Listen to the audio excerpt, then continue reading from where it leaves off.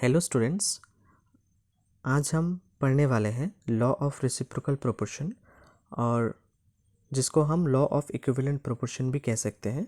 This law was given by Jeremias Richter in 1791। तो आइए देखते हैं इसका स्टेटमेंट क्या कहता है। बोला है, if two different elements combined separately with the same weight of a third element, the ratio of the masses in which they do so are either the same or a simple multiple of the mass ratio in which they combine। इस law को समझने के लिए हम इसका जो statement है उसको तीन पार्ट में डिवाइड करेंगे।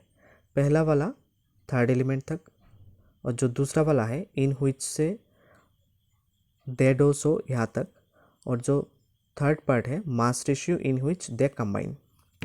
समझो कि आपके पास दो एलिमेंट है ए एंड बी। अगर वो कंबाइन होता है किसी थर्ड एलिमेंट के साथ, मानो कि सी, तो ये क्या फॉर्म करेगा ए सी एंड यहाँ पे बी सी। तो पहला वाला पार्ट में क्या होगा, इन ए सी एंड बी सी जो सी का मास है वो हमेशा फिक्स रहेगा। दूसरा जो पार्ट है वहाँ पे बोला है कि जो दो डिफरेंट एलिमेंट है इसका अलग से हम मास रेशियो निकालेंगे। फिर जो थर्ड पार्ट है वहाँ पे अगर ए एंड बी कंबाइन होकर जो प्रोडक्ट फॉर्म करेगा उसका मास का रेशियो निकालेंगे। फिर जो 2 एंड 3 है इसको हम रेसिप्रोकल कर देंगे, तभी हमारा लॉ ऑफ रेसिप्रोकल प्रोपोर्शन मिल जाएगा। तो इसको समझने के लिए आइए एक एग्जांपल करते हैं। मानो कि आपके पास हाइड्रोजन है एंड यहाँ पे सल्फर है, मतलब हाइड्रोजन एंड सल्फर दो डिफरेंट एलिमेंट है, वो कंबाइन हो रहा है विद द ऑक्सीजन जो थर्ड एलिमेंट है।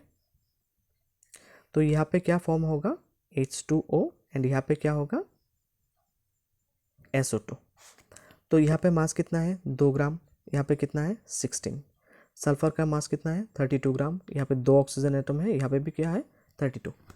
लेकिन यहाँ पे ऑक्सीजन कितना है 16, यहाँ पे कितना है 32। ये तो सेम नहीं है।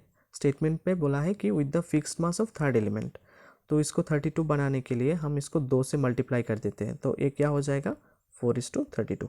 अभी हो गया फिक्स्ड मास। जो सेकेंड पार्ट है वो है कि हाइड्रोजन एंड सल्फर का सेपरेट मास रेशियो कितना होगा। तो यहाँ पे हाइड्रोजन का मास कितना है आप यहाँ पे दे सकते हैं 4 ग्राम। फिर जो सल्फर का मास कितना है 32, तो ये क्या हो गया 1:8। इसको हम नंबर 1 कहते हैं। अभी जो थर्ड पार्ट था वहाँ पे बोला है कि अगर हाइड्रोजन सल्फर के साथ कंबाइन होगा तो क्या फॉर्म करेगा H2S फॉर्म करेगा। तो H2S में मास रेशियो कितना है, सल्फर का 2 ग्राम, सॉरी हाइड्रोजन का 2 ग्राम और सल्फर का 32, तो यहाँ पे कितना हो जाएगा 1:16। ये है हमारा नंबर 2। अब इसको रेसिप्रोकल कर देते हैं, सो 1/8 इज टू 1/16, तो क्या मिलेगा ये 2:1। ये है हमारा सिंपल रेशियो। तो पहले क्या किया कि H और S अगर वो ऑक्सीजन के साथ कंबाइन करेगा तो जो प्रोडक्ट फॉर्म करेगा उसका मास का रेशियो निकालना है। वहाँ पे अगर ऑक्सीजन का मास जो थर्ड एलिमेंट है सेम नहीं होगा तो उसको हम सेम करेंगे।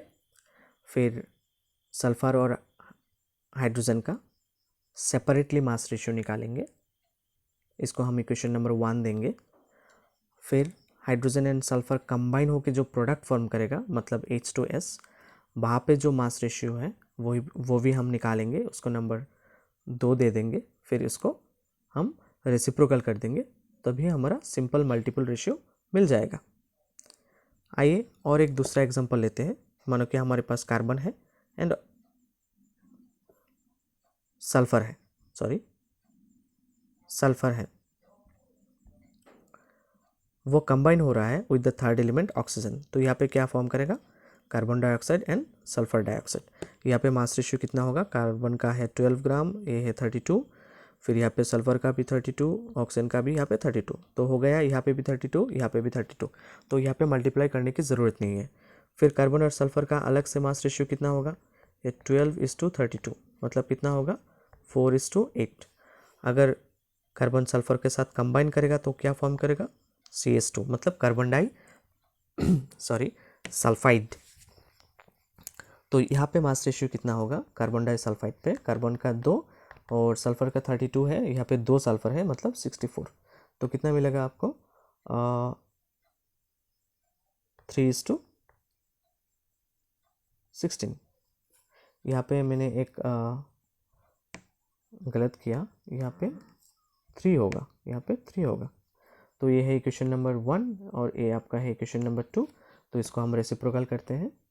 तो 3/8/3/16, 3 कैंसिल, तो यहाँ पे कितना मिलेगा 2।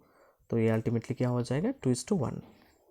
तो समझ में आया होगा ये आपका बहुत ही सिंपल था।